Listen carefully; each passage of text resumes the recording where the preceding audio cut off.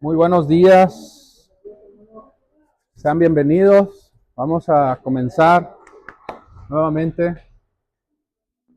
Seguimos estudiando todo lo concerniente a la sabiduría de Dios. He hablado de la sabiduría visible, he hablado de la sabiduría legible. Hoy quiero abordar la sabiduría audible. Seguramente me va a tomar más de un domingo hablar de esto y será necesario pues analizar a detalle algunas otras cosas que necesariamente necesito abordar. Así que déjame empezar con una pequeñísima introducción de lo que hablamos el domingo pasado para amarrar esto que he estado hablando. Y te explicaba qué era la sabiduría legible también en esa otra segunda parte, cómo deberíamos de responder a ella, a una sabiduría que es expuesta en su palabra. Te hablaba del libro de Esdras, más bien del sacerdote Esdras, y ese capítulo 7 donde nos explica cómo Esdras determinó en su corazón ciertamente estudiar la ley de Dios y por consecuencia había una razón en eso que Dios había colocado en su corazón, que era enseñar al pueblo. Citamos algunas fuentes bíblicas que hacen relación a la actitud del carácter de un hombre, a la actitud de un pueblo en particular, en Hechos capítulo 17, del pueblo de Berea, y te explicaba cómo este pueblo mostraba un corazón noble.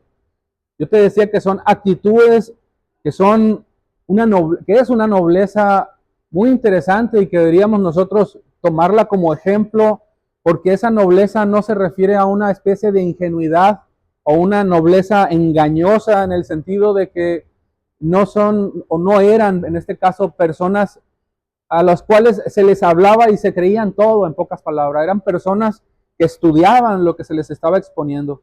Te hablaba de otro punto en particular, haciendo relación a este mismo punto de la nobleza, cómo la valentía tiene mucho que ver con la nobleza, y te lo explicaba en las palabras mismas de Dios a Josué, en capítulo 1 de este libro, versículo 8 en delante. No lo voy a abordar obviamente. Y como las palabras también de Pablo a Timoteo, en la primera carta de Pablo a Timoteo, capítulo 4, del 11 al 16, Pablo le explica y le dice que tiene que tomar esa actitud responsable, que tiene que tomar esa determinación, tiene que ser atento al mandato que le está dando, tiene que cuidar incluso de esa enseñanza que él está proveyendo y tiene que cuidar de sí mismo. ¿Por qué? Porque tiene que ver qué es lo que está enseñando, y eso habla de una reflexión personal. Yo no voy a abordar más eso, obviamente voy a pasar al siguiente punto que tiene que ver con esa sabiduría audible. Déjame explicarte cómo quiero yo desarrollar este tema, porque se me ha extendido un poco más de lo que en verdad yo había considerado, pero lo voy a dividir en dos partes. Yo espero el día de hoy estar abordando un mensaje introductivo y reflexivo. Nuevamente te digo, quiero abordar un mensaje el día de hoy introductivo y reflexivo, porque lo que vamos a hacer es analizar una historia, hermanos. Así que si puedes ir abordando en tu casa el capítulo 8 del libro de Nehemías, abórdalo. Si puedes leer el libro completo, estaría mejor. Y yo me tuve que casi literalmente devorar este libro también para ver muchas cosas que necesito abordar. Pero la segunda parte de este tema yo lo quiero abordar ya actuando, más bien explicando el mensaje de una manera expositiva, ya a través de lo que el mismo libro de Nehemías, expuesto por Esdras, nos está explicando. En otras palabras, cómo nosotros necesariamente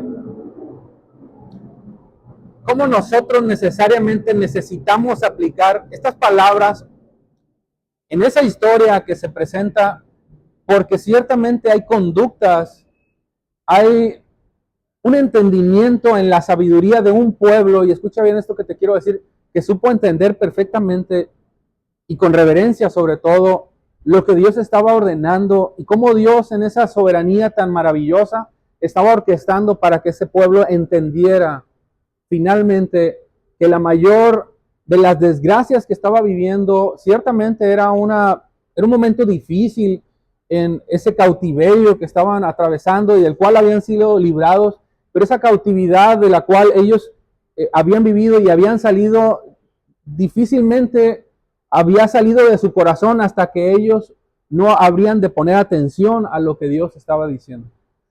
¿Qué estoy tratando de decirte con esto? Que este pueblo, hermanos, al oír la voz de Dios a través de un hombre, en este caso de Esdras, Ellos supieron responder con reverencia al mensaje.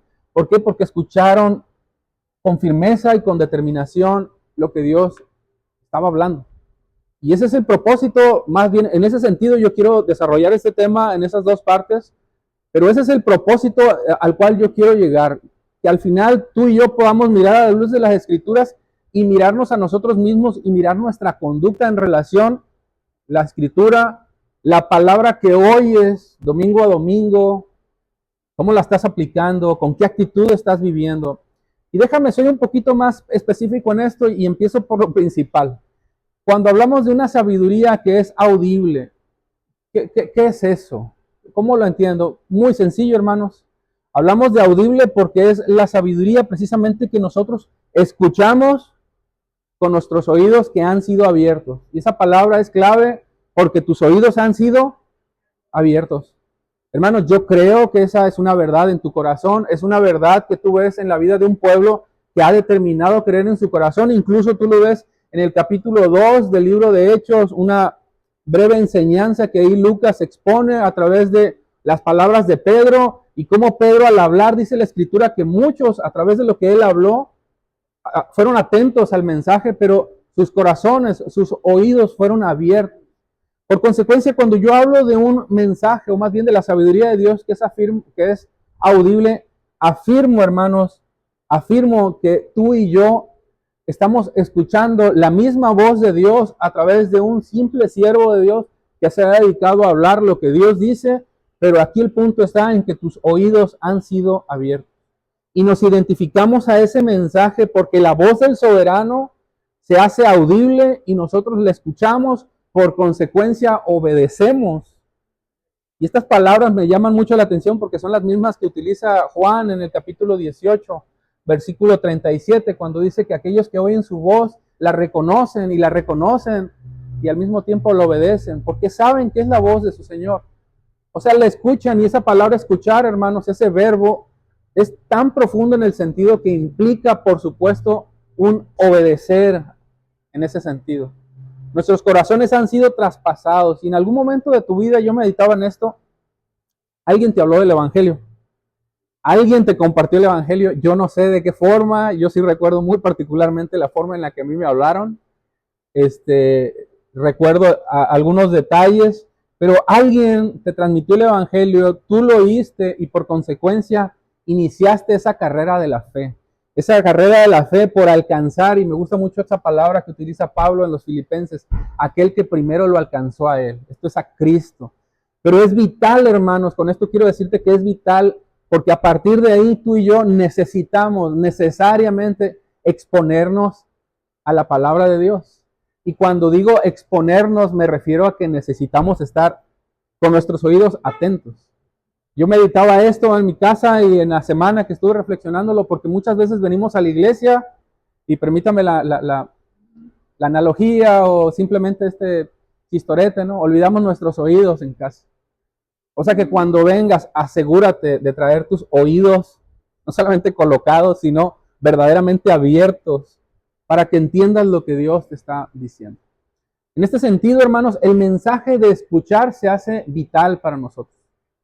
¿Por qué? Porque estamos determinando en nuestro corazón, ciertamente con reverencia y con una conducta determinada a conocer la voluntad de Dios, a oír lo que Dios nos enseña.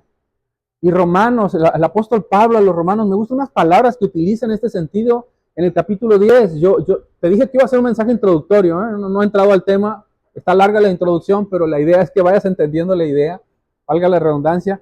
En el capítulo 10, versículo 17 en delante, dice, así que la fe es por el oír, y el oír por la palabra de Dios. Por consecuencia, yo he adquirido una fe porque me he expuesto a esa fe, obviamente, como escuchando. Pero tú has escuchado, hermano, pero por encima de eso tú has creído. Ahora, no has creído porque tú has querido creer. Tú has creído porque Dios te dio la capacidad de creer. Tú has creído porque creer es un don. El don es de Dios. Creer no es algo que tú dices voy a creer, ¿no? Es algo que Dios ha colocado en ti a través del don de la fe, para que por consecuencia tú obviamente creas en aquel que te está hablando. Y en estas palabras, de manera muy resumida, es lo que está diciendo Pablo a los romanos. Y si habremos de oír, habremos de escuchar atentamente y por supuesto creer bien, porque el don de Dios es ese don, valga la redundancia, que nos ha dado con el propósito de que nuestra fe se active y por consecuencia sea genuina. Pero esa fe que te lleva a escuchar, a creer con determinación, te va a llevar a creer genuinamente siempre en obediencia. Yo no sé si sea necesario repetir esto, pero es algo que siempre quien predica y quien busca que el Evangelio de Dios se atesore verdaderamente en nuestros corazones, va a buscar que el creyente escuche con tal claridad que no le queda la menor duda. Que no es creer por creer, no es oír por oír, es creer porque entiendes y por consecuencia obedeces.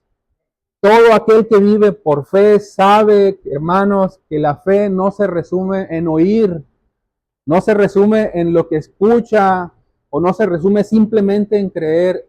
Una vida de fe se hace patente, permítame decirlo de esta manera, se hace firme, se hace determinante cuando tú actúas en consecuencia por obediencia.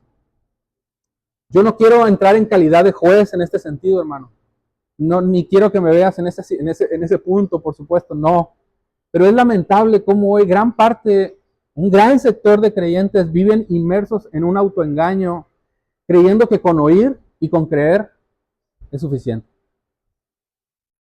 ¿Sí escuchaste eso? Creyendo que con oír y con creer es suficiente. Viven una especie como de reposet de la fe, ¿no? Permítame ilustrarlo así. Se convencen y se autoengañan y no se dan cuenta porque lo único que están haciendo es oír y creer, pero eso no es suficiente. Uno de mis teólogos favoritos en este sentido lo explica de una manera que me llama la atención cómo lo aborda. R.C. Sproul dice, lo estoy resumiendo, lo dice de una manera mucho más específica, pero no lo voy a abordar por temas de tiempo. Pero dice que si nosotros solamente hemos oído y hemos creído, nuestra posición es la misma que la de los demonios. Yo cuando lo oí, ay, va para atrás, quiero oír eso otra vez. Cuando tú oyes y crees, tú has alcanzado la posición similar a la que han llegado los demonios, vaya. Porque los demonios creen, hermanos. Los demonios reconocen la voz de su Señor. Pero lo que no hacen los demonios es obedecer. Y nosotros sí obedecemos. Por consecuencia, hermanos, esa es la gran diferencia como hijos de Dios. Eso es lo que marca el boom en el mensaje que recibimos. Porque lo recibimos, lo apropiamos, lo creemos y por consecuencia actuamos. Pero yo insisto, esto es terrible en el sentido de que en un gran sector del cristianismo, lamentablemente esto no se aborda o no se amonesta, vaya, dentro de la comunidad cristiana a través de sus líderes o pastores, y se trivializa mucho la santidad. Y es una actitud tan gélida, tan fría, esa especie de cristianismo que en verdad me aterra porque se convence a sí mismo de que básicamente esa fe es suficiente. Y déjame decirte que esa fe es mística, hermano, porque no es conforme a la fe que Dios quiere que tú desarrolles en tu vida. Hay una gran trivialidad hacia la santidad. Oyen, pero siguen viviendo a su manera. No hay un carácter que esté verdaderamente deseoso de ser desarrollado para conocer a su Señor y que determine en su corazón ser firme, no ser voluble, que determine en su corazón tener un tiempo genuino con su Señor. No hay un carácter, en este caso digo, por lo que estoy hablando, ese tipo de personas no tratan de fortalecer ese carácter y son tan triviales que no tienen incluso influencia ni alcance para con los de su propia casa. Y eso es doloroso, hermano, porque si hay algo que el Evangelio hace es marcar nuestras vidas, marcar mi vida, y mi vida tiene que marcar la vida de los que me rodean, y esta empieza evidentemente por los de tu casa. Pero es tan lamentable que en ese ejercicio de la fe muchas personas se estancan y el estándar de vida de esa fe la marcan lo que el mundo les dice, el estándar moral de ese mundo, su propia conciencia, lo que ellos determinan en base a sus creencias de lo que suponen que es correcto, pero nunca consultan qué Dios dice. Y si lo consultan o lo oyen, no lo aplican o lo ignoran. La pregunta entonces en este punto es, y que sobresalta por supuesto, es ¿cómo es posible y esto es para ti, esto es para mí, yo lo analizaba honestamente, que si habiendo escuchado el mensaje completo del Evangelio, habiéndolo razonado, habiéndolo meditado, ¿por qué ese mensaje, si lo hemos escuchado, sigue siendo tantas veces ignorado? ¿Qué no se supone que lo hemos oído? ¿Qué no se supone que si lo hemos oído y lo hemos creído, por consecuencia deberíamos actuar en consecuencia a lo que Dios establece? Yo no quiero poner más ejemplos en esto, pero a todos se nos ha enseñado acerca del perdón. Yo he oído mucho esta enseñanza acerca del perdón. Mi pastor cómo ha tocado ese tema. Y es interesante que el carácter del hombre en ese sentido que ha escuchado predomina más el orgullo por encima del perdón. Y eso sucede mucho en las iglesias. No estoy señalando ningún caso en particular, pero sucede mucho. El punto es que sí seguirá sucediendo, pero el punto es cuando se encuentra lo que has escuchado versus tu voluntad, o la fe más bien que predomina, que debería predominar, que es lo que Dios dice. ¿Por qué predomina mi voluntad? No sé si me expliqué. Pero cuando se enfrentan estas dos voluntades, mi voluntad de vivir bajo mi manera de creer y lo que Dios establece en su voluntad, predomina mi orgullo, en este caso sobre el perdón. O hemos escuchado acerca del amor genuino, ¿por qué muchas veces predomina, pregunta, el amor fingido o la hipocresía? Hemos oído de servir, pero muchas veces esforzarnos en la carrera de la fe resulta ser más un obstáculo que un deseo de esforzarse y lamentablemente resulta ser apático. ¿Por qué? Porque si muchos han oído de renovar su mente, como lo afirma Pablo en el capítulo 12 a los Romanos, persisten en su manera de pensar y en su manera de vivir? Como dice el cantante, ¿no? Ese famoso, ya ni me acuerdo cómo se llama, pero vivir a su manera. No lo comprendo.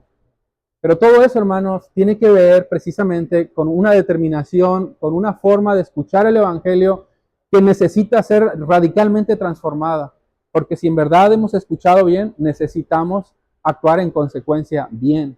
Hay unas palabras de un teólogo que también cito mucho y me gusta mucho, estoy leyendo un libro, de hecho, se llama La búsqueda de Dios, y describe una razón que me llama la atención. Yo lo analizaba propiamente en mi corazón, obviamente. Se llama A.W. Tozer. Dice, Padre, ansío conocerte.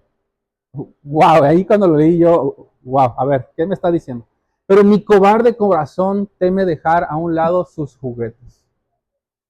Tenemos juguetes, juguetes que quieren llamarnos la atención, pero fíjate lo que sigue diciendo. No puedo deshacerme de ellos sin sangrar internamente. Y no trato de ocultarte el temor, perdón, el terror que eso me produce.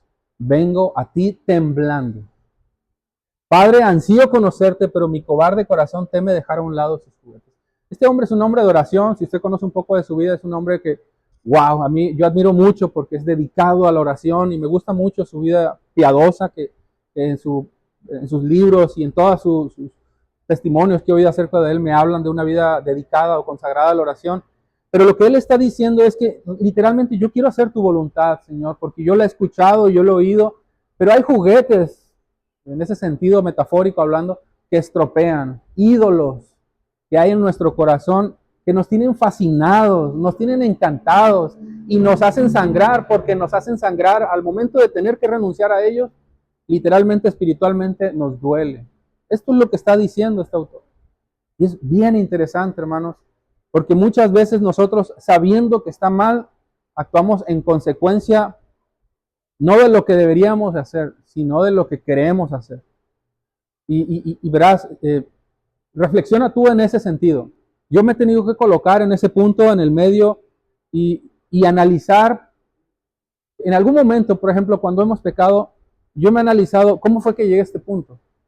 Porque yo, para llegar a este punto, tuve que haber omitido la voluntad de Dios, tuve que haber ignorado la voluntad de Dios, y esa fue voluntaria.